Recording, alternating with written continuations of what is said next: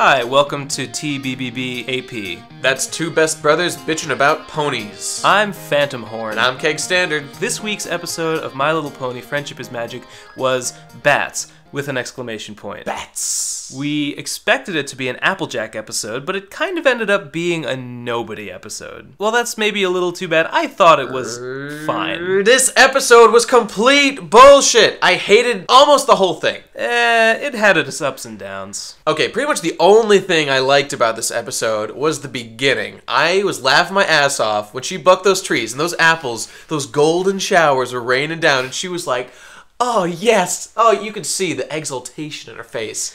That was funny. I really liked it. Some people complain when Applejack is just all about apples. Like, that's not... Like, apples aren't a character trait. That apples can't define someone. Yes, they are. But in this one, they totally do. And, like, they just go all out with it. Like, they swing the meter all the way towards apple. Towards apple. Away from the jack and towards the apple. And I like that they just picked a direction and they went with it. I like that. They didn't shy away from it, so whatever. And and the giant apple dude was freaking hysterical. I didn't expect that nonsense. And like the way the tree is completely bent over under the weight of this one huge apple. No, that apple was really incredible. That apple was the best part of the whole episode. I was literally agape at that apple. Yeah, he was. It was awesome. So we see there's a problem in the orchard. Some vampire fruit bats have invaded. Applejack calls in her friends to help. Fluttershy suggests that a compromise can be reached. And right there, the episode started to remind me of Over a Barrel, which was written by Dave Polsky, whereas this episode is written by Megan McCarthy. And I think the resolution maybe says something about those two writers in contrast, because they end very differently. That episode ends with an actual compromise being reached. In this one, Applejack's just like, nope, I was wrong. Well, that's not entirely true. There's still a compromise that's reached. I mean, Fluttershy comes up with something so that the bats won't eat all the apples. They give them a section that they're allowed to stay in, but they can't go into the rest. Well, if you see it as a conflict between Applejack and Fluttershy, really it's no compromise because they just do what Fluttershy wants. But that's not the real conflict. The real conflict is between the bats and Applejack. Well, and the bats win. And in the end, Fluttershy does say that giving the bats these trees will cause them to spit out the seeds and grow more and better apple trees in the long term, and I guess that's true. And yeah, this probably is the best long-term one. It's just that I didn't get the sense that Applejack really learned that at any point. She just kind of, there's this conflict with Fluttershy, it's resolved, Applejack decides Fluttershy was right, even though what happened didn't really have anything to do with what she supposedly learned. So let's talk about the song now. I, for one, thought it was pretty mediocre. One of my least favorite songs so far. It wasn't exactly my jam. It was okay. But even though the tune of the song might not have been as good as Heartstrong as Horses, it did move the plot forward. Yeah, it was pretty much okay. And I thought it was kind of mean, the way they all ganged up on Fluttershy at the end. Yeah, at the beginning of the song, I thought that this was going to be an ideological Applejack versus Fluttershy episode, which would with everyone pairing up on one of the teams. That would have been cool, That's what too. I thought. Yeah, but by the end of the song, it became clear that this was just a Fluttershy versus the world kind of thing, was it? Yeah. Oh, well. And frankly, I thought that was weird, because wouldn't someone like Twilight be sympathetic to this sort of thing, knowing about compromise and how it usually works out better? True, and also how Fluttershy generally knows what she's talking about. Yeah, especially there's a lot when of it comes to disrespect for animals. Fluttershy in her own field. Her main jam here, nobody was listening to her. Well, it's Applejack's main field, too. You know, Applejack's an expert on farming. That's true. Fluttershy's an expert on animals. So here's kind of an intersection between the two. I guess that's true. So then everyone convinces Fluttershy to do the stare on the vampire bats to get their attention so they can cast a spell on them so that they won't want to eat the apples anymore. And right away, there's a bunch of fucking things wrong with that. First of all, Fluttershy is doing the stare when she doesn't want to. And, I mean, that's typical Fluttershy by this point, being pushed around. But then everyone else is forcing her to do it when they can see how much it's upsetting her and how much she doesn't want to do it. And that's, again, forgetting the lesson of Lesson 0 of taking other people's concerns or fears seriously, even if they don't seem important to you. They all just seem to be like, oh, Fluttershy's nervous about it? Well, that's just Fluttershy. She's always like that. Just writing her off. No big deal. So, what exactly was the spell supposed to do? Did I just miss it? I couldn't tell if the spell was intended to make the bats not want to suck apples, or make the bats not able to suck apples, or did I'm pretty sure it made them not want to suck the apples. Were they going to starve? Do they eat other things? No, they could eat other things. The spell was supposed to make them not want to eat apples. Kind of like with the Parasprites.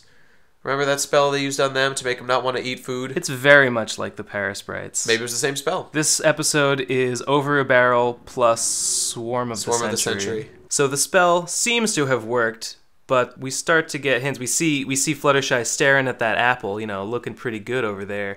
And then the next day, it seems that more apples have been sucked. So this is around the time that the viewer will probably start to guess that Fluttershy is a vampire. Even though I knew this episode was going to be about vampire bats, I actually didn't see this coming, and I was like, oh shit, it's going to be that? I kind of liked it. It was a twist worthy of M. Night Shyamalan. I was excited about it at that point. But here's one thing that I don't get. How does Fluttershy's transformation work? Because that night, after they cast the spell, she apparently goes around and sucks a whole bunch of apples. Yep. But then the next day, she's mostly fine, only she seems really into the apples a lot. And then when night falls, she transforms. So I'm thinking that even though it's a vampire, it's like werewolf rules, where she transforms at night and then doesn't remember afterwards. You're right, PH. It didn't make any fucking sense, and this is where the episode really fucking tanks. Because things just start to make no sense from this point on. I mean, how do her powers work, like you said? And not to mention, when they're trying to capture Fluttershy because she's a vampire now and they gotta get her back to reverse the spell, like, why doesn't Twilight just stop her like she did in Castlemania, which she has the ability to do? Why doesn't she, I don't know, like, Rarity could just levitate her. Rainbow Dash is way faster than her. It's just fucking cliche shit, dude. Like, oh, it's scary, we can't just catch her, even though we're way more powerful. Stupid. I gotta agree with you. Twilight definitely could have caught Fluttershy. That's silly. And Applejack's just like, oh, prize apple, better use it.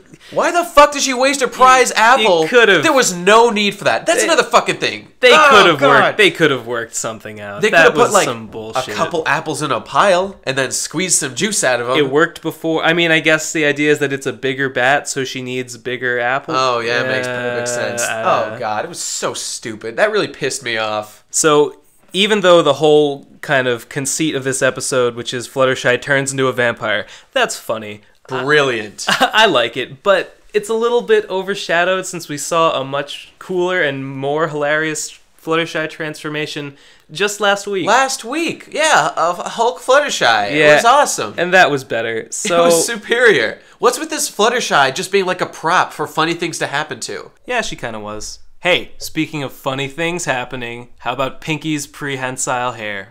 Just like the Maniac. Oh shit. Maybe the beam. The hair beam. It shot Fluttershy. Yeah. And so, okay, theory. Fluttershy got crazy hair power, but then when Twilight put the bat power into the Fluttershy, the hair power went into the Pinkie Pie. It got pushed out into Pinkie Pie. Yeah. Thus making everything that happened in the comic book relevant to the canon of the show. Yeah, like when it vanished at the end of that episode, it's going somewhere, and the Maniac's going to come out, and her and Pinkie are going to have a hair battle. I take back everything bad I said about that episode. It was great. It was flawless. It's relevant to the continuity of the show. And it's now my favorite episode. On that note of the comic book vanishing is part of a trend this season where it ends on these weird kind of gag shots that hint at something that's going to happen, but that could be relevant or could just be a joke. Like in Castlemania, there was the Pony of Shadows, and in this episode, it's the close-up on Fluttershy's fang. The more they I was convinced they were just jokes, but the more they happen, the more I think like, are these gonna all come back or something? It's hard to say. Because I know we've heard that this is going to be a season-long arc. And, I mean, we haven't seen anything relevant to the box or the keys yet, pretty much. So could they all tie into each other? Yeah, maybe. I would like that. Perhaps we're going to end up facing a big battle with the Pony of Shadows, a vampire Fluttershy. She'll have to use her vampire powers to prevail. Man, I don't know. Maybe it will be relevant. It's hard to say. I hope so. After that, they catch Fluttershy, they cure her with a spell, and that brings us to the end of the episode where we see the moral. Applejack says that her way of dealing with the bats was too short-sighted, And they build a sanctuary and give the bats some apple trees, just like Fluttershy wanted. Turns out Fluttershy was right all along. So after they cure her, I guess the bats must go back to normal because now they're eating these apples in the apple trees. Was that a consequence of Fluttershy being cured, or did they just say, okay, that didn't go well, let's cure the bats? I think they probably consciously cured them specifically. Because, I mean, the bat problem was solved, but I guess they were like, oh, something bad happened after what we did. That means it was a bad decision. Yeah, it's another retarded choice in this episode. Like, uh-oh, guys. Fluttershy gets turned into a bat if we make these vampire bats not able to drain apples. We better undo it. Like that would always happen. The consequences are too dire. No, they clearly could have just left the bats the way they wanted. I think they all just like felt bad or something that had happened, and so decided to like humor Fluttershy and be like, okay, you were right. For some reason. I can't argue with Fluttershy's animal expertise.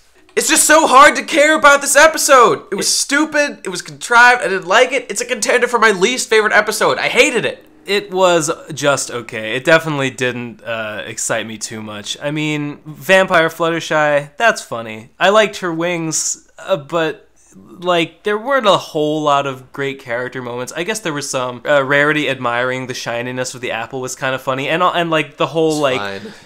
Applejack's face at the beginning and the reveal of the huge apple and her face when the apples are raining down. I did like that. But that was like the high note, and everything after that was a little bit Is it just me or does this seem like lazy writing? Hey guys, new episode, superhero ponies. New episode after that, vampire ponies. What's it going to be next? I don't know if it's a trend, but I see what you're saying.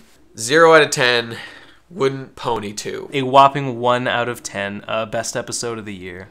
Alright, that's it. I'm done. I'm not talking about this stupid episode anymore. I'm out of here. Well, folks, I guess that means it's time to wrap up. Thanks for joining us on this week's TBBBAP. Join us next week when hopefully we'll have a real character episode. I'm Cake Standard. And I'm Phantom Horn. Don't fuck this up, Rarity. I'm halfway out of the fandom. Everything's riding on you. I got my foot out the door. I love you!